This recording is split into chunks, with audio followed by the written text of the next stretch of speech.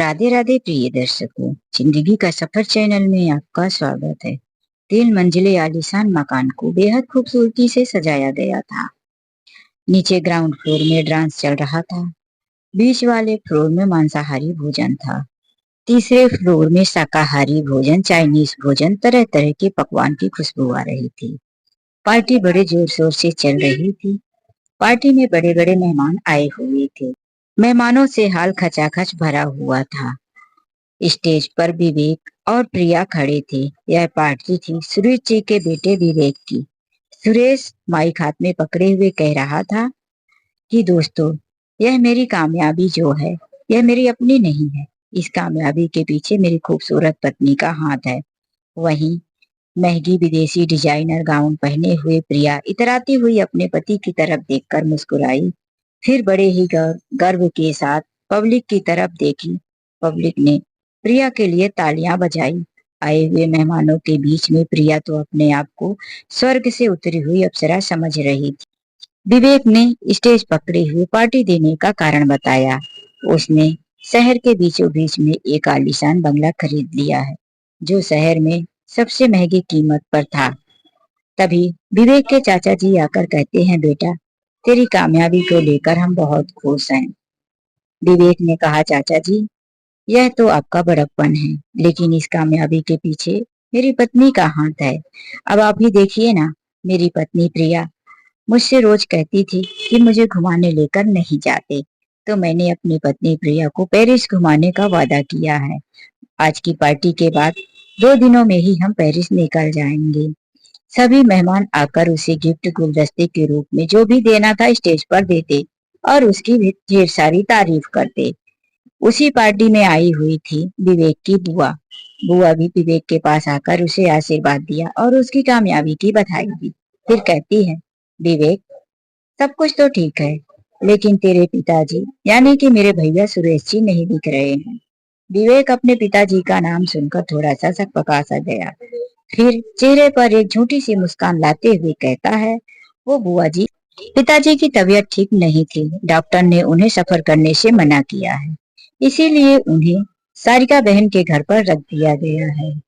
बुआ जी ने कहा, अरे हाँ, तुम्हारी छोटी बहन सारिका भी तो नहीं दिख रही है। विवेक ने कहा, अभी अभी तो बताया ना बुआ जी कि पिताजी सारिका के घर पर हैं, इसीलिए सारिका भी पार्टी में नहीं आ सकी। तभी वहां अचानक से बड़े ही तेजी से दरवाजा खुलता है और दरवाजे के अंदर प्रवेश करते हैं एक 70 वर्ष के व्यक्ति। चेहरे पर गंभीरता का भाव और बिल्कुल मन में शांति। उन्हें देखकर ऐसा लग रहा था कि वह इस पार्टी का हिस्सा बिल्कुल नहीं है। हॉल में सन्नाटा छा जाता है। वहां पर बैठे हुए व्यक्ति पीछे मुड़कर देखने लगते हैं कि यह 26-27 साल की लड़की और यह 70 साल के बूढ़े व्यक्ति कौन है। विवेक और प्रिया के चेहरे का रंग उड़ जाता है। आखिर वह बूढ़े व्यक्ति और वह लड़की कौन है। विवेक और प्रिया इतनी पार्टी में जो अभी तक इतनी सारी अपनी तारीफें कर रहे थे, आखिर उन लोगों को देखकर उनके चेहरे के रंग क्यों उड़ जाते हैं। तो चलिए दोस्तों, जानते हैं इससे पहले की कहानी। रामनगर नामक गांव में रहते थे सुरेश जी। उनकी उम्र 70 वर्ष हो चुकी थी। पत्नी को दुनिया छोड़कर गए हुए लगभग 10 साल हो चुके थे। सुरेश जी का एक बेटा विवेक और एक बेटी प्रिया। विवेक बड़ा और प्रिया छोटी थी। सुरेश जी पहले प्रिया की शादी किए थे। विवेक विदेश पढ़ने गया था, इसीलिए जब विवेक वापिस लौट कर आया तो उसकी कामयाबी की बहुत बड़ी खुशियां मनाई गई। सुरेश जी एक सरकारी स्कूल में चपरासी हुआ करते थे। उन्होंने अपने जीवन की सारी जमा पूंजी लगाकर विवेक को पढ़ाया था। प्रिया की जल्दी शादी कर दी थी। प्रिया को थोड़ा पढ़ाई लिखाई कम ही करवाए थे। विवेक जब लौट कर आया, शादी के जगह जगह से रिश्ते आने लगे थे। सुरेश जी ने अपने बेटे के इतनी तरक्की को देखकर अपने आप को बहुत खुशनसीब समझा। विवेक ने अपनी पसंद की लड़की से शादी किया, जिसका नाम प्रिया था। प्रिया एक बड़े घर की लड़की तो नहीं थी, लेकिन बड़ी ही घमंडी और नक चढ़ी थी। जब से घर पर आई थी, जब से विवेक के पैसों पर ऐशी करने लगी थी, पूरे घर में उसने अपना शासन सा जमा लिया था। विवेक ने भी अपनी पत्नी को काम ना करना पड़े, इसीलिए कई नौकर चाकर रख दिया था। प्रिया अपने ससुर की सेवा तो नहीं की, लेकिन कुछ दिनों तक बदतमीजी भी नहीं किया करती थी, क्योंकि वह अपने ससुराल में पति के पैसों पर मौज कर रही थी। धीरे धीरे समय गुजरा। प्रिया को आए हुए 1-2 साल गुजरा कि प्रिया उस घर में अपना रंग दिखाना शुरू कर दी। अपने ससुर जी के साथ वह अब बुरा व्यवहार करने लगी थी। ससुर जी उसे बेटी की तरह रखते थे। मायके में गरीबी में पली बड़ी प्रिया जब ससुराल में पैसे देखी तो उसने अपने रंग बदलना शुरू कर दिए। उसे समझ में नहीं आ रहा था कि इन पैसों को कहाँ खर्च करे, अपने आप को कितना स्मार्ट बना ले। अमीर घर की औरतों को देख देख कर प्रिया ब्यूटी पार्लर, क्लब और घर में मीटिंग भी करने लगी थी। किटी पार्टी में हमेशा व्यस्त रहने लगी थी। वह जरा सा भी घर गृहस्थी में ध्यान नहीं देती। यह सारी बातें उसके ससुर जी देख रहे थे, सुन रहे थे, लेकिन कभी उन्होंने टोका या प्रिया को मना करने की कोशिश नहीं की। वह तो सोचते थे कि समय के साथ साथ प्रिया बदल जाएगी, लेकिन वह अब यह बदलने की वजह से अपने पति के कान भरने शुरू कर दिए थे। विवेक था कि उसकी ही सारी बातें सुना करता था। प्रिया को अब उसके ससुर का रहना खलने लगा था। वह अपने बूढ़े ससुर को बोझ समझने लगी थी। उसको अपना स्टैंडर्ड हाई लेवल पर लगता और वह बूढ़ा उसे गंवार देहाती सा लगने लगा था। जो बूढ़ा गरीब पिता पढ़ा लिखा कर बेटे को इतना अमीर बनाया था, वही आज गंवार सा लगने लगा। यहाँ सुरेश की भी बड़ी बड़ी मीटिंग में जाना आना, ऊंचे ऊंचे हाई सोसाइटी के लोगों के साथ बैठना उठना था, तो वह भी अपने पिता को इस तरह से देखकर अब उनके साथ चिढ़ने सा लगा था। वह भी पिता की तरफ ध्यान नहीं देता। प्रिया जब भी पिता के बारे में कुछ कहती तो उसे प्रिया की बातें ही सच लगने लगी थी। प्रिया अब अपने ससुर के साथ नौकरों जैसा व्यवहार करने लगी थी। उसके घर में रह रहे नौकर और ससुर में उसने अब कोई फर्क नहीं समझा था। जब उसके आसपास नौकर नहीं होते तो वह अपने ससुर को ही कह देती थी कि जरा मेरे लिए चाय तुम ही बना कर लाओ, या कि बर्तन पड़े हैं किचन में थोड़े से जाकर उन्हें साफ कर लो, या कि कभी कभी कपड़े धोने सुखाने झाड़ू पोछा करने में भी लगा दिया करती थी। सुरेश जी की उम्र हो गई थी। उन्होंने अपने समय में बहुत काम किया था। अब बेटा कमा रहा था। उनके सुख करने के दिन आए थे, लेकिन बेटा और बहू थे कि उनकी तरफ ध्यान ही नहीं दे रहे थे। वहीं कभी उनकी बेटी सारिका आती तो पूछती, पापा आप अच्छे से हो कि नहीं, आप दिन प्रतिदिन बदलते जा रहे हो, चेहरा सूखा जा रहा। वह कह देते, बेटी बुढ़ापे का उम्र है, अब शरीर में खून थोड़ी ना बनने वाला है। बेटा और बहू तो मेरा खूब ध्यान रखते हैं, खूब खिलाते पिलाते हैं, लेकिन अब मेरे शरीर में दाना लगता ही कहाँ है। अब मेरी उम्र हो चली है, तुम मेरी चिंता मत करो, अपना ध्यान रखो। प्रिया की शादी एक मिडिल क्लास फैमिली में हुई थी। ज्यादा अमीर तो नहीं था, लेकिन परिवार समझदार और संस्कारी था।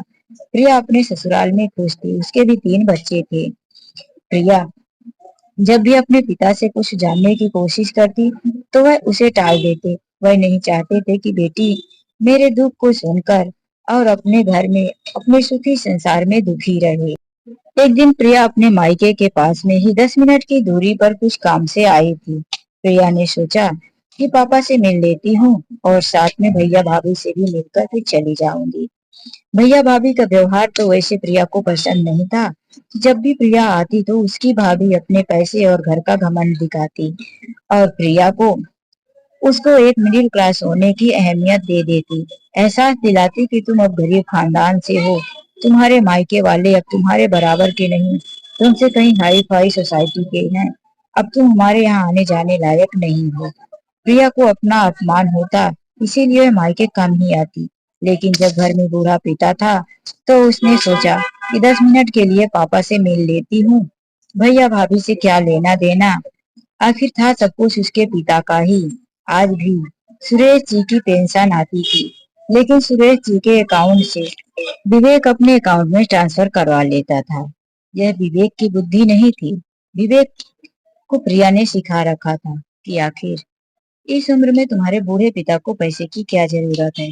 घर में नौकर चाकर हैं, खाने पीने की चीजें उपलब्ध है, अब उनको पैसे की क्या जरूरत है। सारे पैसे तुम बिजनेस में लगाओगे तो और भी प्रगति होगी और भी तुम अच्छा बिजनेस कर पाओगे। विवेक अपनी पत्नी की हर बात मानता था, इसीलिए यह बात भी उसने मान ही लिया था। कभी भी बीमारी या कुछ जरूरत के लिए पैसे लगते तो सुरेश जी को अपने बेटे बहू के सामने कई बार हाथ फैलाने पड़ते और ऊपर से ताने सुनने को मिलते कि घर में 4 टाइम का खाते रहते हो और ऊपर से पैसे मांगते हो।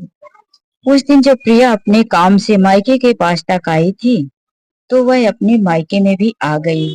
उसने दरवाजे को 2-3 बार ठोका लेकिन उसकी भाभी ने दरवाजा ही नहीं खोला। प्रिया ने तब भी दरवाजा ठोकना बंद नहीं किया। जब भाभी दरवाजा खोलने आई तो बड़े गुस्से से बोली, सारिका तुम्हें मैनेज नाम की चीज नहीं है कि किसी के घर पे इतने जोर जोर से दरवाजे को नहीं ठोकते। अरे हाँ, मालूम भी कैसे रहेगा, तुम एक मिडिल क्लास में जो हो, तुम्हारे घर पर तो डोरबेल होगी ही नहीं। अड़ोस पड़ोस के लोग आने वाले तुम्हारा दरवाजा ठोक ठोक कर या तोड़कर ही आ जाते होंगे। सारिका को इस बात का आश्चर्य नहीं हुआ कि उसकी भाभी ने उसके लिए इतना बड़ा ताना मारा। वह जानती थी कि भाभी ऐसी ही है और उसे उनसे यही उम्मीद थी। इसीलिए वह बिना कुछ कहे पापा के कमरे की तरफ जाने लगी। लेकिन उसे याद आया कि पापा तो अब इस कमरे में नहीं रहते जहाँ पहले रहा करते थे। अब वह एक छोटे से स्टोर रूम में रहते हैं। तो उस तरफ वह मुड़ गई और पूछती है कि पापा घर पे हैं क्या भाभी? तो प्रिया कहती है, होंगे, जाकर पता करो, मेरे पास इतना टाइम नहीं है। प्रिया अपने कमरे की तरफ चली गई। सारिका पापा के कमरे की तरफ गई तो वहां उसके पापा नहीं थे। सारिका को किचन से बर्तनों की आवाज आ रही थी। उसे लगा कि किचन में कोई बर्तन धो रहा। वह किचन में गई तो देखी इतनी बड़ी ठंड में शाम को 6 बज रहे थे। उसके पिताजी नंगे पैर फर्श में खड़े बर्तन धो रहे थे। प्रिया को यह देखकर आश्चर्य हुआ। पापा, ये क्या है? आप बर्तन धो रहे हो? घर में इतने सारे नौकर चाकर हैं और फिर भाभी भी खुद घर पर है। आप बर्तन धो रहे हो? यह सब क्या मामला है? आपने मुझे कभी बताया नहीं कि आपसे इस घर में झाड़ू पोछा बर्तन करवाया जा रहा है। पापा, आपको यह सब करने की क्या जरूरत थी? सुरेश जी बात को छुपाते हुए आगे ना बढ़े, इसीलिए बहाना बनाकर कहते हैं, ऐसी बात नहीं है बेटी, मैं अपने लिए चाय बनाने आया था। किचन साफ था, नौकरों ने किचन साफ कर दिया था, तो मैंने सोचा कि अपने चाय का बर्तन धो देता हूँ, नहीं तो तुम्हारी भाभी को धोना पड़ेगा। लेकिन सारिका ने देखा सिंक में 1 2 4 बर्तन नहीं, पूरा सिंक भरा हुआ था। उसने कहा, पापा, इतना बड़ा झूठ तो मत बोलो। आपने इतने सारे बर्तनों में चाय तो नहीं पिया होगा। यह सारा का सारा दोपहर का बर्तन है। आखिर यह सब क्या चल रहा है? दोनों पिता और बेटी की बातें सुनकर प्रिया भी किचन में आ गई और कहने लगी, यह तुम दोनों ने क्या पंचायत लगा रखा है? सारिका ने कहा, भाभी, ये क्या तमाशा है? मेरे पापा से घर के बर्तन क्यों धुला रही हो? बहू के होते हुए बूढ़े ससुर घर का बर्तन धोए और ऊपर से भैया ने इतने सारे नौकर चाकर भी लगा के रखे हैं, तो उनसे काम क्यों नहीं करवाती? प्रिया गुस्से से कहने लगी, तो इसमें कौन सी बड़ी बात है? तुम्हारे पिता भी तो घर में रहते हैं, खाते हैं। क्या घर का खाना रहना फ्री में आता है? नौकरों को तनख्वाह देते हैं तो घर का काम करते हैं और यह तनख्वाह से भी ज्यादा खा जाते हैं, तो इनका भी तो फर्ज बनता है घर का काम करने का। मैं सो रही हूँ, मेरा नींद खराब हो रहा है। तुम दोनों अपनी बकवास बंद करो और अपना काम में ध्यान दो। तुम तो सिर्फ 10 मिनट के लिए आई थी और यहाँ घर पर झगड़ा करवाने लगी हो। सारिका कुछ नहीं बोल पाई क्योंकि सुरेश जी ने मना किया। बेटी, तुम चुप रहो। बताओ, तुम्हारे घर में सब कैसे हैं? बच्चे कैसे, दामाद जी कैसे हैं? सारिका 3-4 महीने के बाद मायके आई थी। उसकी भाभी ने एक गिलास पानी भी नहीं पूछा था और सारिका यह सब देखकर आंखों में आंसू लेकर उल्टे पांव अपने ससुराल चली गई। पिता भी रो पड़े। बेटी को कोई एक गिलास पानी भी नहीं पूछा। उनके हाथ में भी कुछ नहीं था कि वह दे देते। किचन में किसी भी चीज को छूना उनके लिए मना था। वह सिर्फ साफ सफाई करते और जो कुछ उन्हें उनकी बहू देती थी वही खाते थे। आज उनकी तबीयत, चिंता और इतने सारे काम ठंडी की वजह से खराब लग रही थी। बीमार तो वो पहले से ही चल रहे थे। कई दिनों तक उन्होंने सोचा कि विवेक से कहता हूँ और बोले भी कि विवेक, मुझे मेरे ही पेंशन में से कुछ पैसे दे दे, एक बार डॉक्टर को दिखा कर आऊं। लेकिन विवेक ने आगे दूंगा, आगे महीने की पेंशन आएगी उसमें से दूंगा कहकर बात टाल दिया करता था। लेकिन सुरेश जी अपने बेटे से कोई जिद ना कर पाए और एक दिन काफी बीमार हो गए। रात को उनको जोर से खांसी आ रही थी, हाथ पैर ठंड के मारे सून पड़ रहे थे। उनके कमरे में गर्म कपड़े भी नहीं थे। कमरा काफी ठंड था, फर्श ठंडा रहता था, खिड़की का भी कांच टूटा हुआ था, उससे भी अंदर ठंडी हवा आ रही थी। सुरेश जी कपकपाते हुए आज सो नहीं पा रहे थे। हाथ पैर बहुत ठंड पड़ गया था, खांसी आ रही थी। बार बार उठ उठ कर बैठ जाते, हाथ पैर घिसने की कोशिश करते। रात होते होते 1 बजते बजते उनकी हालत खराब हो गई। इतनी जोर से खांसी आने लगी कि मुंह से खून के थक्के गिरने लगे थे। मुंह से खून के थक्के को गिरता हुआ देख सुरेश जी घबरा गए। मुंह में हाथ रखकर लड़खड़ाते हुए कदमों से विवेक के कमरे तक आए। बेटा दरवाजा खोल दे, मेरी तबीयत बहुत खराब है। विवेक, मुझे हॉस्पिटल लेकर चल, देख मेरे साथ क्या हो रहा है। विवेक की पत्नी ने कहा, देखो तुम्हारे पिताजी रात को भी सोने नहीं देते, इनका नाटक सारा दिन चालू रहता है। तुम तो ऑफिस चले जाते हो, बस ये ऐसा ही नाटक करते रहते हैं। अब रात को भी इन्हें चैन नहीं। विवेक दरवाजा खोला तो देखा कि पिता खून से लथपथ थे। उनका सफेद पुराना कुर्ता खून से सना हुआ था। उसने कहा, पापा यह सब क्या है, क्या हुआ। प्रिया ने देखा तो वह गुस्से से चिल्ला पड़ी, यह सब क्या है, मेरा पूरा फर्श, मेरा पूरा घर खून से गंदा कर दिया। शर्म नहीं आती, अब इसकी सफाई कौन करेगा, फर्श में दाग रह जाएगा। सुरेश जी ने कहा, बहू मेरी तबीयत ठीक नहीं है, मुझे हॉस्पिटल भेज दे, तबीयत ठीक होते ही मैं कल सफाई कर दूंगा। प्रिया ने कहा, ऐसा कुछ नहीं होगा, कोई दवाई पड़ी होगी जाकर पी लो, तबीयत ठीक है, बहाने मत बनाओ, बस सर्दी लग गई होगी थोड़ी बहुत। विवेक ने कहा, प्रिया देख नहीं रही हो, सच में पापा की तबीयत खराब लग रही है, इन्हें हॉस्पिटल लेकर जाना पड़ेगा। प्रिया ने गुस्से से अपने ससुर का हाथ पकड़ा और उन्हें उनके ही कमरे में बंद कर दिया। वह चिल्लाते रहे, बहू मेरी तबीयत खराब है, सीने में काफी दर्द हो रहा है। विवेक ने कहा, प्रिया हॉस्पिटल ले जाने दे, पापा की तबीयत सच में खराब है। प्रिया कहती है, पागल हो गए हो, किसी बड़ी हॉस्पिटल में लेकर जाओगे तो अभी जांच रिपोर्ट में ही 1,50,000 रुपए लग जाएंगे, छोटी हॉस्पिटल में लेकर गए तो नाम खराब होगा और फिर ऊपर से तुम्हारी नींद खराब होगी, चेहरा खराब हो जाएगा। सुबह तुम्हें ऑफिस भी तो जाना है, तो क्या ऑफिस में जाकर सो जाओगे, चलो जल्दी सो जाओ, नींद भी तो पूरी करनी है। प्रिया ने दरवाजा बंद कर लिया। विवेक की थोड़ी सी जो इंसानियत जागी थी, पत्नी के कहने पर वह भी मर गई। वैसे भी वो इंसानों से राक्षसी बन चुका था। रात भर सुरेश जी कमरे में तड़पते रहे, खांसी आती रही। उनके टूटे हुए कांच जो उनके पीछे की खिड़की थी, पड़ोस की बालकनी में निकलती थी। पड़ोस की एक औरत जो उन्हें जानती पहचानती थी, उनके पति दोस्त भी हुआ करते थे, वह बाहर निकली तो खिड़की के अंदर उनकी नजर पड़ी कि सुरेश जी जमीन पर पड़े हुए खांस रहे थे।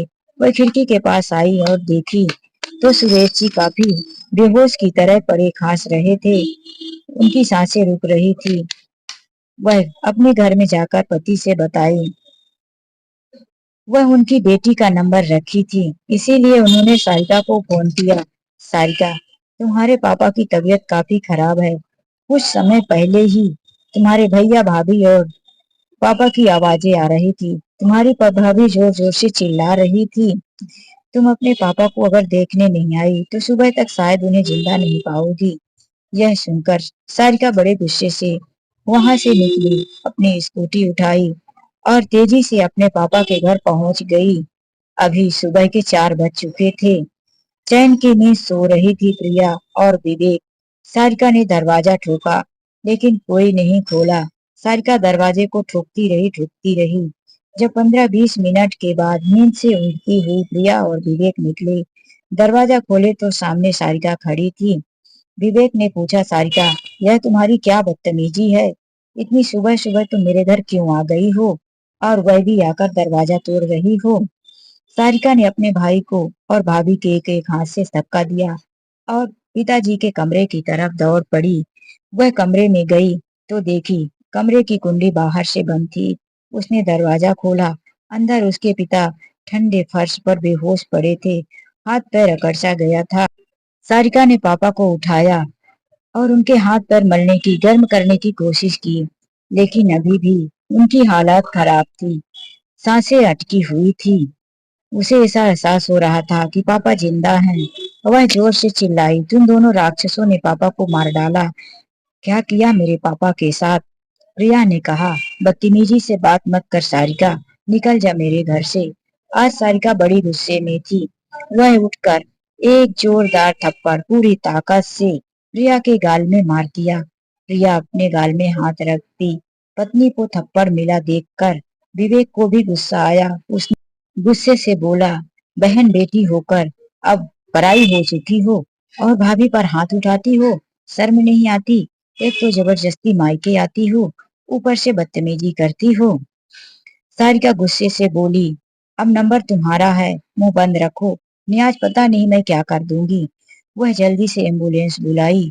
एम्बुलेंस के आए हुए दो लोगों के साथ मदद से वह अपने पिता को हॉस्पिटल लेके चलने लगी और मुड़कर अपने भैया भाभी की तरफ देखा। अगर मेरे पापा को कुछ हो गया तो तुम दोनों अपनी खैर मत समझना। यह धमकी सुनकर विवेक भी अब डर सा गया था। वह समझ गया था कि आज सारिका गुस्से में है। वह जानता था कि जब सारिका गुस्से में आती थी तो वह किसी से नहीं डरती थी। वह कुछ भी कर बैठती, क्योंकि थी तो उसकी ही बहन। माँ को गई थी, माँ को भी ऐसे ही गुस्सा आता था। सारिका पिताजी को हॉस्पिटल लेकर गई। वहां करीब 1 घंटे के बाद उनके हाथ पैर सीधे हुए और थोड़ी थोड़ी होश आने लगी। तो अपनी बेटी को सामने देखकर सुरेश जी ने कहा, बेटी मैं कहाँ हूँ? सारिका ने कहा, पापा आप हॉस्पिटल में हो, आपको कैसा लग रहा है? डॉक्टर ने कहा, अगर इन्हें लाने में थोड़ी सी भी और देरी हो जाती तो बचाना मुश्किल पड़ता। वहां पर सुरेश जी की दवाइयां चली। शाम तक उन्हें आराम हुआ। डॉक्टर ने दवाइयां लिखी। सारिका ने अपने जेवर गिरवी रख दिए। सारिका के पास भी इतने पैसे नहीं होते थे, क्योंकि 3-3 बच्चों को पढ़ाना पति की इतनी आमदनी नहीं थी। सारिका अपने जेवर गिरवी रखकर अपने पिता की दवाइयां करवाई। शाम तक उसे छूटना था। सारिका ने सोचा, पापा के पेंशन के पैसे आते होंगे, मैं जाकर पासबुक और इनके बैंक डिटेल लेकर आती हूँ, तो इनके पैसे निकाल कर बाकी के पैसे भर देती हूँ। सारिका ने अपने पड़ोस वाली आंटी को फोन किया कि जब भैया भाभी घर पर नहीं होंगे तो आप मुझे बताना, मैं पापा के कमरे में जाकर बैंक डिटेल और सारी चीजें उनकी जरूरत की उठाकर लाऊंगी। एक चाबी पड़ोस वाली आंटी के पास रहती थी, लेकिन वह उसके भैया भाभी के हरकतों से खुश नहीं रहती थी। उन्हें पता था कि किस तरह से बहू बेटा अपने बूढ़े पिता को परेशान कर रहे हैं। आखिर वह भी तो एक बड़ी उम्र की महिला थी। वह बिल्कुल ही उनके पक्ष में नहीं थी, इसीलिए उन्होंने सरिता का साथ दिया और कहा, ठीक है बेटी। वह नजर रखती रही। जब प्रिया और विवेक बाहर शाम को घूमने चले गए तो सारिका आई, आंटी के पास से चाबी ली, पिता के कमरे में गई, लेकिन ना तो वहां प्रॉपर्टी का पेपर था और ना ही कोई बैंक का पेपर। सारिका पूरा कमरा छान मारा। फिर वह भैया और भाभी के कमरे में गई तो देखती है कि भाभी के कमरे में फाइल रखी थी, जिसमें प्रॉपर्टी के पेपर और पिताजी के बैंक डिटेल भी थे। उसने अपने पिताजी के पासबुक को देखा तो उसमें सारी एंट्री उसने पढ़ी। सारे पैसे भैया के अकाउंट में ट्रांसफर कर दिए जाते थे और पिताजी के पास कुछ भी नहीं था। पिताजी की एक 5 लाख की एफडी भी थी, वह भी टूट चुकी थी। प्रिया को बड़ा आश्चर्य हुआ। पिताजी ने इसके बारे में कभी कुछ बताया ही नहीं। फिर प्रिया को लास्ट में एक लिफाफा मिला, जिसके अंदर एक पेपर था। अब तक का वह सबसे बड़ा सॉकेट था। प्रिया के पैरों तले से जमीन सरक गई, आंखें फटी रह गई। यह पेपर उसके पिता को पागल साबित करने का था। एक मेडिकल रिपोर्ट थी, जिसमें लिखा था कि सुरेश जी उसके पिताजी पागल हो चुके हैं। 2-3 दिनों के बाद ही उन्हें पागल खाने छोड़ा जाएगा। प्रिया ने सारे पेपर फाइल के साथ ले लिया और वहां से चुपचाप निकली। हॉस्पिटल का बिल पेमेंट किया और पिताजी को छुट्टी करवाकर अपने घर लौटी। आज जब उसके भैया और भाभी पार्टी दे रहे थे तो पार्टी के बीच में ही बड़ी बड़ी बातें विवेक कर रहा था। वहीं पर प्रिया अपने पिताजी के साथ पहुंचती है और भैया और भाभी के सामने उसके करतूतों का पर्दाफाश करती है। सुरेश जी जब कमरे के अंदर घुसे तो वह अब बिल्कुल स्वस्थ और अच्छे कपड़ों में, वह हमेशा से सफेद कुर्ता पैजामा और काली जैकेट पहना करते थे। आज वह अपने उसी रूप में थे। वह जब स्कूल के ड्यूटी के बाद आते तो उनका फेवरेट ड्रेस हुआ करता था। आज उन्हें पहले वाले पहनावे में देखकर विवेक और प्रिया चौंक गए। उनके होंठ सूखने लगे। लेकिन प्रिया ने बात को बनाते हुए कहा, आओ सारिका, तुमने आने में देर कर दी, सारे मेहमान आ चुके हैं। तो सारिका ने कहा, हाँ भाभी, क्यों नहीं, तुमने मुझे निमंत्रण जो दिया था, भूल मुझसे हो गई, सबसे पहले ही आना चाहिए था। बुआ जी भी सामने आकर कहती हैं, अरे भैया, तुम तो ठीक हो, विवेक ने अभी अभी बताया कि तुम्हारी तबीयत खराब है। सुरेश जी ने कहा, नहीं, मैं तो बिल्कुल ठीक हूँ। विवेक मुझे बीमार बता रहा था, वही बताएगा, ऐसा क्यों कह रहा था। आगे बढ़कर सारिका ने अपने भाई से माइक ले लिया और कहने लगी, तो मेरे भैया की कामयाबी आप लोगों ने सुन ही लिया होगा कि इसके पीछे भाभी का हाथ है। लेकिन एक काम में और भाभी का हाथ है। वहां पर लगे हुए बड़े बड़े टीवी स्क्रीन पर विवेक के बोले हुए अभी बातें चल रही थी, बड़ी बड़ी तारीफें चल रही थी। लेकिन अब प्रिया ने वह कैसेट बदल दिया था। प्रिया ने अपना वीडियो चला दिया। वह वीडियो उसकी पड़ोस वाली आंटी ने रिकॉर्डिंग करके उसे भेजा था, जिसमें उसके पिता सुरेश जी खून से लथपथ जमीन पर पड़े हुए खांस रहे थे। बहू, बेटा, सुन मेरी बात, कहकर वह तड़प रहे थे, करा रहे थे। इतनी दर्दनाक वीडियो देखकर सबके रोंगटे खड़े हो गए। अभी तक जो पार्टी खुशियों में थी, वह गम में बदलने लगी। सबकी आंखों में आंसू आ गए। सब पहले वीडियो को देखे, फिर वहां खड़े हुए सामने सुरेश जी को देखे। पहचानने में देरी नहीं लगी कि यह वही व्यक्ति हैं। और प्रिया ने बताया, यह तड़पता हुआ व्यक्ति कोई और नहीं, इस महान व्यक्ति विवेक के पिताजी हैं, जिसने अभी अभी अपने तारीफ में कितने शब्दों के पुल बांधे। प्रिया अब तक सिकुड़ कर बिल्कुल सूखे हुए फूल की तरह हो गई थी। सांसें उसकी थम गई। उसे घबराहट सी, शर्मिंदगी सी हो रही थी। तभी विवेक ने कहा, यह क्या नाटक है सारिका, यह तुम उल्टी सीधे कैसेट कहाँ से लाकर दिखा रही हो। यह सब झूठ है, तुम मुझे बदनाम करने की साजिश कर रही हो। तो प्रिया ने कहा, तुम्हारी बहन को भी तुम्हारी संपत्ति में हिस्सा चाहिए। गरीब घर में रह जो रही है, लेकिन यह वह नहीं जानती कि यह सब कुछ उसके भाई ने अपने से कमाया है। उसके पिताजी का यहाँ कुछ नहीं है।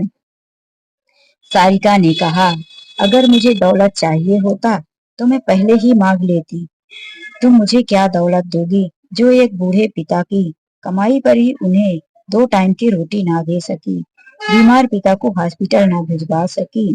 प्रिया ने जोर से चिल्लाया, निकल जाओ यहाँ से, हमने तुम्हें बुलाया भी नहीं, क्यों आई हो मेरी पार्टी खराब करने। वह आगे बढ़ी, सारिका को जैसे ही थप्पड़ मारने लगी कि पीछे से किसी ने प्रिया का हाथ पकड़ लिया। प्रिया ने पीछे मुड़कर देखा तो एक लेडीज पुलिस और 2 जेंट्स पुलिस थे। प्रिया यह सब देखकर डर सी गई। अच्छा, तो तुमने पुलिस भी बुलाया है। सारिका ने कहा, तुम लोगों के करतूतों का हिसाब जो करना है।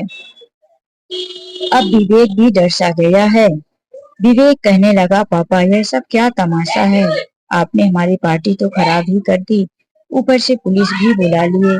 विवेक काफी हाथ जोड़ने लगा, पिता से माफी मांगने लगा। कुछ पल के लिए सुरेश जी का हृदय पिघल गया, लेकिन जब उन्हें याद आया कि मैं किस तरह से ठंडे बर्फ जैसे फर्श पर तड़पता रहा और इन दोनों ने मुझे अंदर बंद करके बाहर से कुंडी लगा दी, इन्हें जरा सा भी मेरे ऊपर तरस नहीं आया, तो उन्होंने कहा, अब तुम्हारा और मेरा कोई रिश्ता नहीं है, तुम अपनी करनी की सजा खुद भुगतोगे, मेरी नजरों के सामने से दूर हो जाओ। तुम मुझे पागल खाने भेजने की कोशिश कर रहे थे, आखिर मैंने तुम्हारा क्या बिगाड़ा था, सुरेश जी ने गिड़गिड़ा कर कहा। तभी सुरेश जी के छोटे भाई भी पार्टी में आए थे। वह भी आकर विवेक से पूछने लगे, अरे तू इतना बड़ा नालायक है। वह विवेक का कॉलर पकड़कर उसे एक थप्पड़ लगा भी दिए। तेरी इतनी हिम्मत कि तू इस तरह से मेरे बड़े भाई के साथ करता रहा और मुझे पता भी नहीं चला। मैं तो जानता था कि बड़ा भाई का बेटा बड़ा ही होनहार और कामयाब लड़का निकला। अपने बच्चों को हमेशा कहता कि तुम लोगों ने आज तक किया ही क्या है। अच्छा हुआ मेरे बेटे इतने पैसे नहीं कमाए, लेकिन अपने माता पिता की इज्जत तो करते हैं। ले जाइए इंस्पेक्टर साहब इन दोनों पापियों को, यहाँ इनकी कोई जगह नहीं है। पुलिस प्रिया और विवेक को अभी तक पकड़कर ले गई थी। पार्टी में आए हुए सभी मेहमान सारी बातें सुनकर विवेक और प्रिया के बारे में भला बुरा कहते हुए अपने अपने घर चले गए। अच्छा हुआ इतने अत्याचारी के घर का भोजन नहीं किया। सारिका ने अपने पिताजी का पूरा ध्यान रखा। नौकर चाकर सब रहे और उनकी पेंशन भी अब उनके हाथ आने लगी थी। विवेक का सारा बिजनेस, सारी उसकी कामयाबी अब मिट्टी में मिल चुकी थी। तो दोस्तों यह कहानी आप लोगों को कैसी लगी, लाइक और कमेंट करके जरूर बताना। चलिए मिलते हैं ऐसे एक नई कहानी के साथ। आज के लिए बस इतना ही। राधे राधे।